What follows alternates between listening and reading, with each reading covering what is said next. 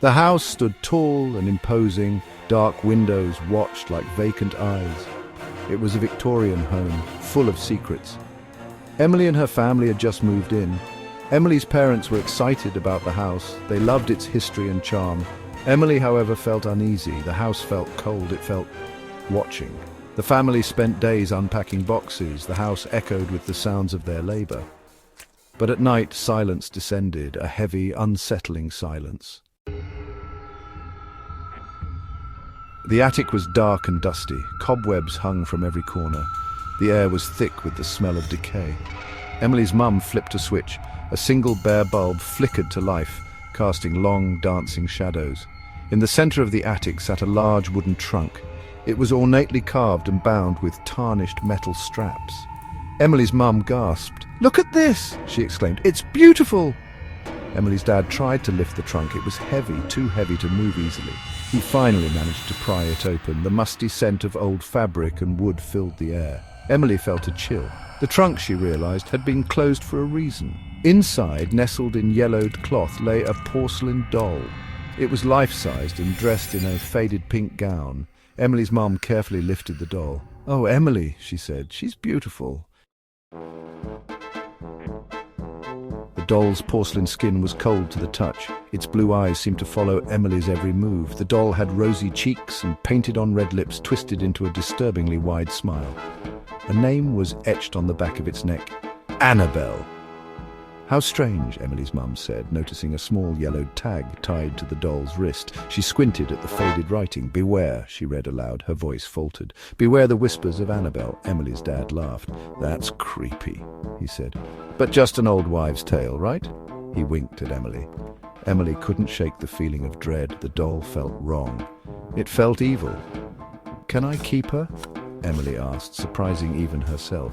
Something about the doll, despite her fear, drew her in. Her parents exchanged a look. "Of course, honey," her mom finally said. Emily knew deep down it was a mistake. That night, Emily lay in bed, the doll propped up on a chair across from her. The doll's blue eyes seemed to gleam in the darkness. Emily tried to ignore the feeling of being watched. The house creaked and groaned around her. "Old houses settled," her dad had said. But the noises sounded different tonight. They sounded closer, more insistent. Then Emily heard it. A whisper, soft and low, coming from the direction of the doll. She sat up in bed, her heart pounding. "Mom! Dad!" she called out, her voice trembling. There was no answer, just the rustling of wind outside her window and the faint, chilling whisper that seemed to come from the doll. "Beware," the whisper seemed to say. "Beware Annabelle." The whispers continued each night. They grew louder, more insistent. Emily tried to tell her parents, but they dismissed her fears. "It's just an old doll, sweetie," her mum said. "Don't let your imagination run wild." But it wasn't just the whispers. One night, Emily woke to the sound of footsteps in her room. She opened her eyes, her breath catching in her throat. The doll was gone from the chair. She scrambled out of bed, her heart racing. Where was it? Then she saw it. The doll was standing in the doorway, its blue eyes fixed on her.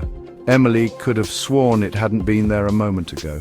She switched on the bedside lamp, bathing the room in a warm glow. The doll stood motionless. Emily stared at it, her fear turning to anger. "It's just a doll," she told herself. But she couldn't shake the feeling that something was terribly wrong.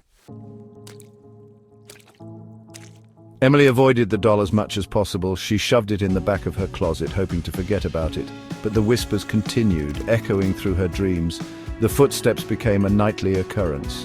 One evening, Emily was reading in her room. She looked up, feeling a chill crawl down her spine. The doll was sitting on her bed. It hadn't been there before. How had it gotten there? The doll's blue eyes seemed to bore into Emily's. Its painted smile felt wider, more menacing. Emily felt a surge of terror. This wasn't just a doll, it was something else, something evil, using the doll as a vessel. "Get out!" Emily screamed, her voice hoarse with fear. She threw a pillow at the doll. It sat there, unmoving, its gaze unwavering. Emily couldn't take it anymore. She had to do something. Emily ran to the attic, her fear propelling her forward. She found the old trunk where they'd found Annabelle.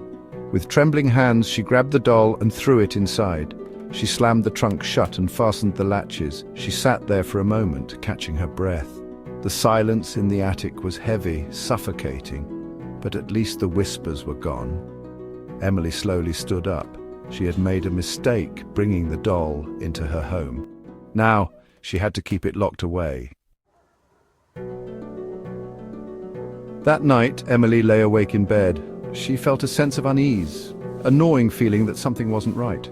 The house was silent, too silent. The usual creaks and groans were absent. Suddenly, a blood-curdling scream pierced the silence.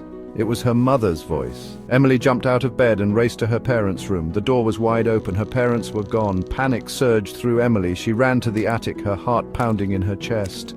The trunk sat in the middle of the room, its lid wide open. Empty.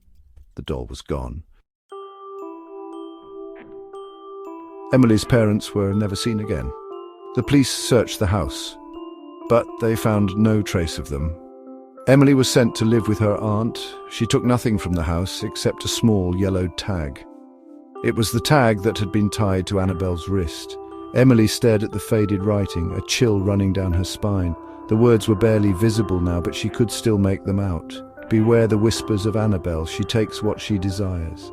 Emily never returned to the Victorian house, but sometimes in the dead of night she could hear a whisper on the wind, soft and low like the rustling of a silk dress. Beware, the whisper seemed to say, Annabelle is waiting.